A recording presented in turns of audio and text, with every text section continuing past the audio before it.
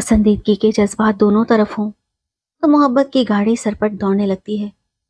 ماہم اور سالار بھی ان راہوں کے مسافر ہو گئے تھے جن کی منزل محبت سے زیادہ محبت کا حصول ہوتی ہے۔ دونوں کی پسندیدگی کی منزل ایک دوسرے سے شادی کرنا تھی، لیکن یہ جنت تو قسمت والوں کو ملتی ہے۔ سالار اور ماہم انجام سے بے خبر اپنی منزل کی جستجو میں جیے جا رہے تھے۔ ایک روز ماہم نے اپنی پیاری سہیلی سارا سے کہا، تم ہی کچھ تدبیر کرو کہ میری اور سالار کی شادی ہو جائے۔ ادھر مجھ کو والدین کو اپنی مرضی بتانے سے ڈر لگتا ہے، تو ادھر سالار بھی اس مشکل میں پھنسا ہوا ہے۔ اس کے والدین خالص دیہاتی ہیں، وہ کبھی مجھ کو بہو بنانا پسند نہ کریں گے۔ یہ لوگ رشتے اپنوں میں ہی کرتے ہیں۔ سارا نے کہا، تیری محبت کی کہانی بڑی روایتی ہے بنو، اگر حوصلہ نہ ہو تو دریا میں نہیں اترنا چاہیے۔ چلو حل نکالتے ہیں تمہارے مسئلے کا۔ پہلے تم ایم اے تو پورا کر لو اور مجھے اپنے اس شہزادے سے بھی ملواؤ جس سے شادی کرنے کی آرزو میں تم مری جا رہی ہو۔ سالار گاؤں سے پڑھنے آیا ہوا تھا، لہٰذا اپنے والد کے ایک دوست کے مکان میں قیام پذیر تھا۔ گاؤں سے وہ ایک ملازم بھی لایا تھا جو اس کا کھانا پکانا اور دیگر کام کرتا تھا۔ گاڑی اس کو اس کے انکل نے دی ہوئی تھی کہ جب ضرورت ہو لے لیا کرو۔ ان سب سہولیات کے میسر ہونے کے باوجود سالار نے کبھی اپنے انکل کی مہربانیوں سے ناجائز فائدہ نہیں اٹھایا تھا۔ وہ چاہتا تو ماہم کو اپنی رہائش کا لے جاتا جہاں وہ اکیلا رہتا تھا، لیکن اس نے کبھی ایسا نہیں کیا۔ ان کے تعلق کو 2 سال ہونے کو آئے تھے، مگر وہ کبھی تنہائی میں ملاقات نہ کرتے۔ جب بھی ملتے پبلک پیلیس پر ملتے۔ دونوں کے دلوں میں کھوٹ تھا اور نہ برائی کا خیال، اسی سبب ایک دوسرے کی عزت بھی قائم تھی۔ سارا کی فرمائش پر ماہم نے اس کا تعارف سالار سے کرایا۔ سارا بولی، بھائی بھلا اتنے لوگوں کی موجودگی میں کیا بات ہو سکتی ہے؟ سالار سے کہو کہ ہمیں اپنی قیام گاہ پر مدعو کرے۔ ماہم بولی، وہ اس قسم کی باتوں کو پسند نہیں کرتا۔ ہاں، تم کو چائے پلانے کسی اچھے سے ریسٹورنٹ میں لے جا سکتا ہے، یا پھر کلفٹن کے ساحل پر۔ تم کہاں اس سے ملنا پسند کرو گی؟ سارا نے کہا، دونوں جگہ، کیونکہ میں تمہاری طرح بزدل نہیں ہوں اور نہ اپنی بدنامی سے ڈرتی ہوں۔ انسان کو خود اچھا ہونا چاہیے۔ اگر اپنے پر اعتماد ہو تو کوئی کسی کا کچھ نہیں بگاڑ سکتا۔ ماہم ایک سیدھی سادی لڑکی تھی، وہ ایسی فلسفیانہ باتیں کرنا نہ جانتی تھی اور نہ ہی وہ سارا کے جیسی چالاک تھی۔ اس نے سالار کو بتایا کہ اس کی عزیز از جان سہیلی اس سے اکیلے میں ملنا چاہتی ہے۔ سالار نے ہنستے ہوئے کہا، کیا وہ تم کو بھی مائنس کرنا چاہتی ہے؟ ماہم نے کہا، نہیں بابا۔ سالار بولا، پھر تو مجھے بخشو۔ یہ بات سالار نے کچھ اس انداز سے کہی کہ ماہم ہنس پڑی۔ سالار نے کہا، ہنس کیوں رہی ہو؟ میں تو اس وجہ سے تمہاری سہیلی سے ملنا چاہ رہا تھا کہ اس کے ذریعے ہم آسانی سے مل سکتے تھے۔ تم میرے ساتھ اکیلے سیر کو جانے پر ہچکچاتی ہو، جب ہم 3 ہوں گے تو نہیں ہچکچاؤ گی۔ خیر، اس کے بعد ماہم اور سالار کی ملاقاتیں آسان ہو گئیں۔ پہلے وہ صرف یونیورسٹی کی حد تک بات چیت کر لیتے تھے، اب سارا ہمراہ ہوتی تو باہر بھی ملنے میں آسانی محسوس کرتے، کیونکہ سارا ان دونوں کے درمیان رابطہ بن گئی تھی۔ وہ ان دونوں کو ملاقات کے لیے موقع فراہم کرتی تھی، لیکن خود بھی ان کے ساتھ ہوتی۔ ماہم تو پہلے ہی سارا کی گرویدہ تھی، اب اور بھی احسان مند ہو گئی۔ ماہم خوبصورت تھی، لیکن بہت سادہ طبیعت اور دیانتدارانہ سوچ کی مالک تھی، جبکہ سارا قدرے چالاک اور فیشنیبل تھی۔ وہ ہمہ وقت خود پر توجہ مرکوز رکھتی اور اپنے آپ کو نکسک سے درست رکھتی تھی۔ اپنی سانولی صورت کے سبب اس کی شخصیت میں احساس کمتری نے جگہ پا لی تھی، جس کو وہ اچھے لباس اور میک اپ سے پورا کرنے کی کوشش کرتی تھی۔ باتیں بھی خوب چٹک مٹک والی کرتی، تبھی محفل میں ماہم سے زیادہ توجہ کا مرکز بن جاتی تھی۔ دراصل وہ کبھی یہ برداشت نہ کر سکتی تھی کہ ماہم کے مقابل کوئی اس کو نظر انداز کرے۔ اگر ایسا محسوس کرتی تو بہت زیادہ افسردہ ہو جاتی تھی۔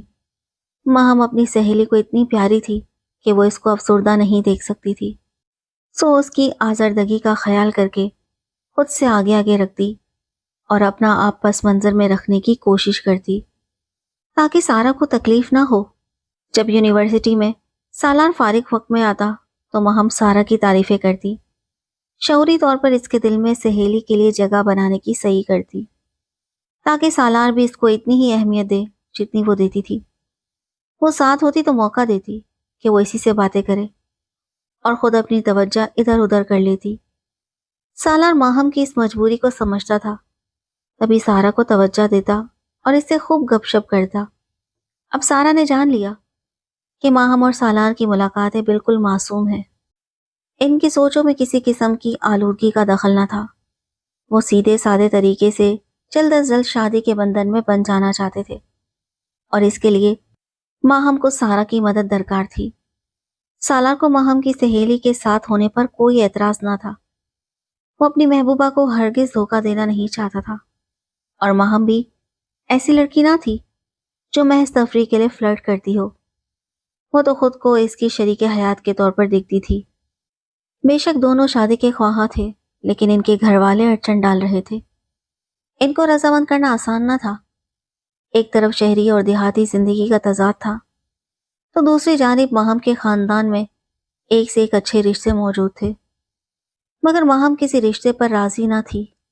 جس دل کو کسی کی لگن لگی ہو، اس کے ساتھ زبردستی کا سودا نہیں کیا جا سکتا۔ والدین کے انکار پر جب وہ اداس رہنے لگی تو ماں باپ کو اس بارے میں سوچنا ہی پڑا۔ آخر وہ ان کے دل کا ٹکڑا تھی، اور والدین کو اس کی خوشیاں عزیز تھیں۔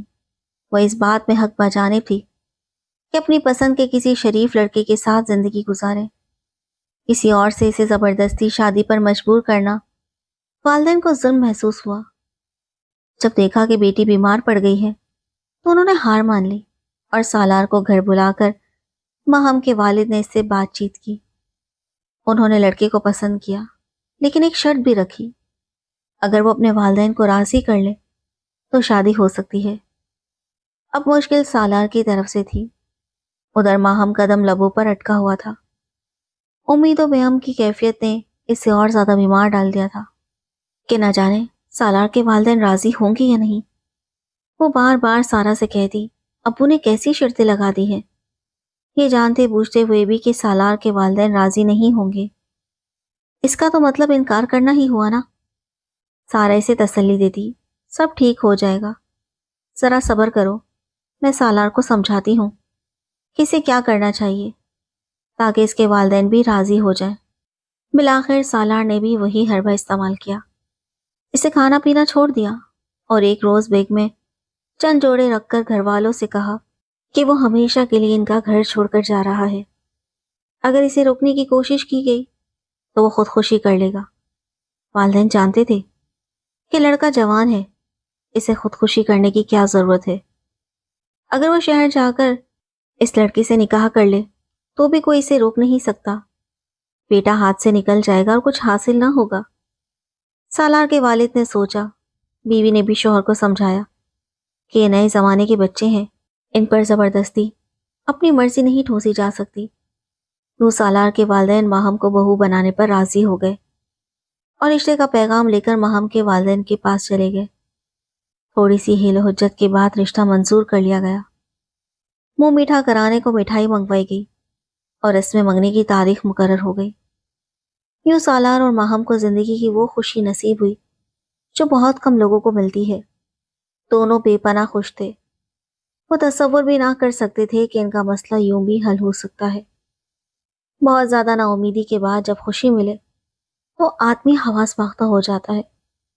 ماہم تو اتنی خوش تھی کہ وہ سارا سے لپٹ کر رو پڑی۔ سارا نے کہا، ماہم تم بھی عجیب لڑکی ہو، لوگ خوشی میں کہے لگاتے ہیں اور تم رو رہی ہو۔ منگنی کے بعد دونوں کا آپس میں ملنا دشوار ہو گیا۔ خاندانی روایت کے مطابق اب شادی تک وہ نہیں مل سکتے تھے۔ دونوں خاندان اس روایت کے پابند تھے۔ ان کی ملاقات صرف سارا کروا سکتی تھی، لیکن اس نے بھی ان کی ملاقات کا ذریعہ بننے سے انکار کر دیا۔ بولی، اگر انکل اور آنٹی کو پتہ چل گیا تو وہ مجھ سے بدظن ہو جائیں گے، لہٰذا اب دونوں تھوڑے عرصے کی دوری برداشت کر لو۔ البتہ وہ ان کے پیغام نامے کا ذریعہ ضرور بنی رہی۔ جب بھی سارا سالار کا خط ماہم کو لا کر دیتی، وہ اس کے ہاتھ چوم لیتی اور کہتی، تمہارے بغیر تو میں مر ہی جاتی۔ اس زمانے میں موبائل فون کا رواج نہ تھا، اس لیے خطوط ہی آدھی ملاقات کا ذریعہ ہوتے تھے۔ اب اکثر ماہم کے پیغامات پہنچانے کے باعث سارا کو سالار سے ملنے کا موقع مل جاتا تھا۔ اس پر تو سالار سے ملنے پر کوئی پابندی نہ تھی، جب چاہتی اس سے ملنے چلی جاتی۔ بار بار کی ان ملاقاتوں سے سارا کا دل سہیلی کے منگیتر کی جانب مائل ہونے لگا۔ اسے سالار سے ملے بغیر چین نہ آتا۔ سچ سور کر جاتی تو سالار کو بھی اس کی طرف دیکھنے کا موقع ملتا۔ اب ماہم تو نگاہوں سے اوجھل ہو گئی اور ایک اور لڑکی مسلسل روبرو آتی رہتی تھی۔ وہ مروت میں محبوبہ کی سہیلی کو چائے پلانے اور ریسٹورنٹ لے جانے لگا۔ احسان مند تھا کہ وہ اس کی محبوبہ کے خط پہنچانے آتی تھی، لیکن کسی کو کیا خبر کہ وہ اپنے دل کی مجبوری سے بھی آتی ہے۔ وہ اکثر سالار سے کہتی کہ اسے کلفٹن لے چلے۔ گاڑی میسر تھی اور سالار کو انکار کرتے نہ بنتا۔ اس نے محسوس کر لیا تھا کہ یہ دیوانی لڑکی اس کی قربت میں خوش ہو جاتی ہے۔ خوب چہک چہک کر باتیں کرتی اور سیر کے وقت کو طول دینے کی کوشش کرتی۔ شام سے رات ہو جاتی تب بھی وہ کہتی ذرا اور رکو، ابھی سیر سے جی نہیں بھرا۔ تمہارے کون سے ایسے کام رکے ہوئے ہیں کہ جلدی کی دہائی مچا رہے ہو؟ پہلے یہ گھومنا پھرنا کبھی کبھار ہوتا، لیکن اب روز ہونے لگا۔ ایم اے کے امتحان ہو چکے تھے اور رزلٹ بھی آ گیا تھا۔ سالار اسی شہر میں نوکری کی تلاش میں تھا اور باقی وقت بیزار ہو کر گزارتا تھا۔ ماہم سے تو پردہ ہو چکا تھا۔ وہ جب اس کے گھر جاتا تو ماہم اپنے والد اور بھائیوں کے لحاظ کی وجہ سے اس کے سامنے نہیں آتی تھی، لہٰذا یہ خلا سارا کی کمپنی سے پورا ہونے لگا۔ ادھر سارا کی زندگی میں بھی کوئی رنگ نہیں تھا سوائے تنہائی کے جو اسے تھکا دیتی تھی۔ شروع میں تو وہ سالار سے ملاقاتوں کی باتیں ماہم کو مزے لے کر سناتی، لیکن پھر اس سے باتیں چھپانے لگی۔ وہ بھی اس کے خط بھی سالار تک پہنچانے کے بجائے پھاڑ کر پھینک دیتی اور اس کے پیغامات گول کر جاتی تھی۔ ماہم قریب تھی تو کہتی تمہیں کیا مشکل ہے؟ شادی میں دن ہی کتنے رہ گئے ہیں، اتنی بھی کیا بے قراری؟ میں اس سے مل ہی نہیں پائی تو تمہیں اس کا حال کیا بتاؤں۔ ادھر سارا جب سالار سے ملتی تو ماہم کی باتیں کم کرتی اور اپنی باتیں زیادہ کرتی، یا پھر ادھر ادھر کی باتیں کر کے وقت گزارتی۔ سالار پہلے تو حیران ہوا، لیکن پھر دل لگی کے طور پر انجوائے کرنے لگا۔ اس نے سارا کے سامنے اپنی منگیتر کا ذکر کرنا چھوڑ دیا اور اسی کو مد نظر رکھنے لگا۔ وہ محض سارا کو خوش کرنے کے لیے ایسا کر رہا تھا، لیکن یہ لڑکی اس ذہان میں ایسی پکی ہو گئی کہ اس نے ماہم کو اپنا رقیب سمجھ لیا اور اسے سالار سے دور کرنے کے طریقے سوچنے لگی۔